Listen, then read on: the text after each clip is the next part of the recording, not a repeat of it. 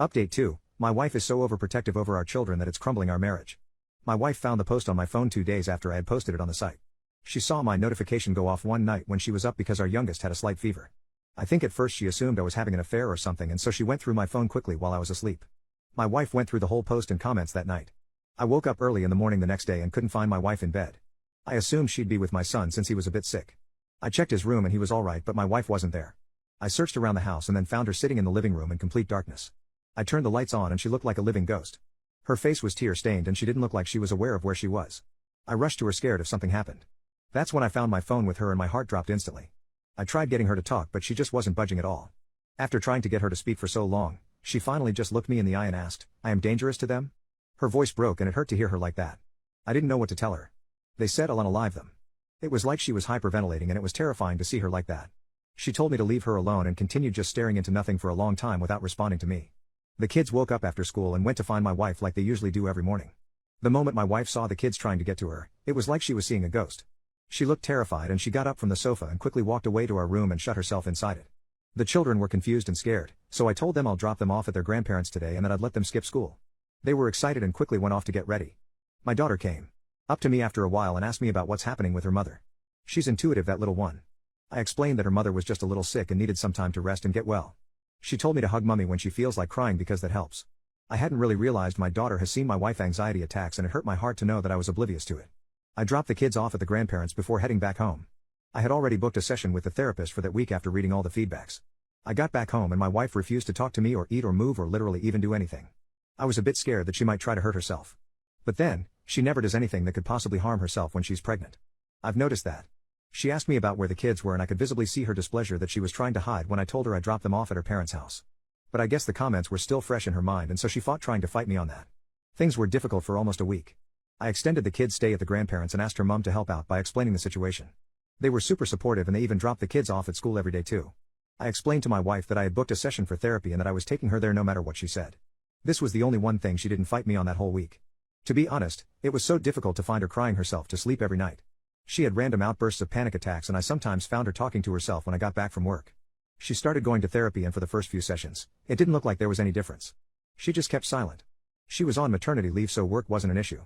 I took her to her parents' house every alternative day because I could feel her suffocating without seeing the kids and I knew she was too conflicted with her emotions to ask me to take her to see them. We visited with breakfast but my wife avoided them like a plague, only seeing them from a distance. Our son tried his best to wiggle his way into her arms cause he missed her and this was the longest he's gone since he was born without her. But my wife started having panic attacks when he tried to do so, which in turn hurt him. That week was terrible. I spend extra time with our children when she was at home to ensure they know that we love them and that she loved them so much. I told them Mummy needs help and that she's sick and that I'm doing everything to make sure she'll be okay. After about 2 weeks I got the kids back home. My wife had gone to more than 5 sessions by then and while it wasn't all sparkles and butterflies, she started talking to the children again, though she continued to maintain her distance. I was now the primary caretaker. She would always be there to tell me what to do because well, she knows everything about them better than I do. She was talking again to me and her mother. It was a bit better. Around a week ago after one of her sessions, she came back home and told me that she needed to talk to me. I put the kids to bed and we locked ourselves in our room to speak. My wife explained how she always wanted to tell this to me but she never got around to it and that the therapy sessions with the doctor had finally made her realize that it wasn't fair of her to not explain something like this to me. I had suspicions that something happened in her first pregnancy that completely altered her attitude towards everything.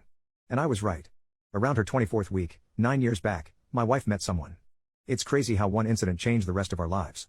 My wife was still enrolled in uni and she had quit her part-time job at a diner following the pregnancy. But my wife still frequented the diner to do her homework and assignments when she doesn't have classes since it's only walking distance. On a day like that, my wife was in the diner and had to use the washroom. She headed to the women's washroom and after getting inside, she heard noises and painful grunts from someone. It looked like a woman in agony. My wife went closer to the stall where the woman was and asked if she needed help.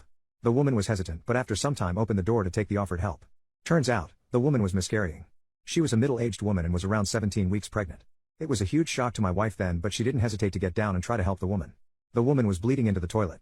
My wife tried helping her relax and at some point, the woman realized she was pushing the baby out and asked my wife to catch it since she wanted to bury the baby properly and not just Kobe it down the drain.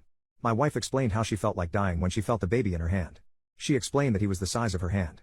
She wrapped the baby in some spare cloth and helped the woman back on her feet. Somehow, she managed to bring the woman to the hospital where the doctors took care of her. My wife stayed with the woman the whole day. The woman had lost her consciousness around halfway but once she was conscious again, my wife sat by her side to offer moral support. It's during this time, the woman told my wife about her story. She explained how her boyfriend is abusive. He had slapped her prior that day and she somehow managed to escape, but her stomach had taken a pretty big wound. She got inside the first restaurant she saw when the pain became unbearable. The woman told her how this was the second baby she's losing. Apparently around a year ago from then, she had entrusted her 7 and 4-year-old girls with her boyfriend when she went to work. But he threw a party and instead of keeping an eye on them, he was too occupied. The 4-year-old was playing outside and ran into the road when she saw a cat. A car knocked her. As a father, it boiled my blood to hear just how another man could be so careless about his child. That woman told my wife that no one would care for a child as well as their mother would. She told her to never trust anyone else with her children because no one puts enough effort to ensure the safety of her child as much as she could. My wife has never met her again after that day, but that one incident altered her brain chemistry so much that she started viewing everything and everyone as a threat to our children. It all made sense why she was so careful even just walking when she was pregnant. It feels maddening that one day changed our lives so much. My wife told me that she loved our children so much and that she's living for them, but she also explained that she's willing to understand that they are separate human beings who need to grow on their own without her. She doesn't claim to understand yet, but I know she needs time. As of now, the sessions have proved a tiny bit helpful in some of her attitude changes. I'm hopeful that she may come around better as she continues this.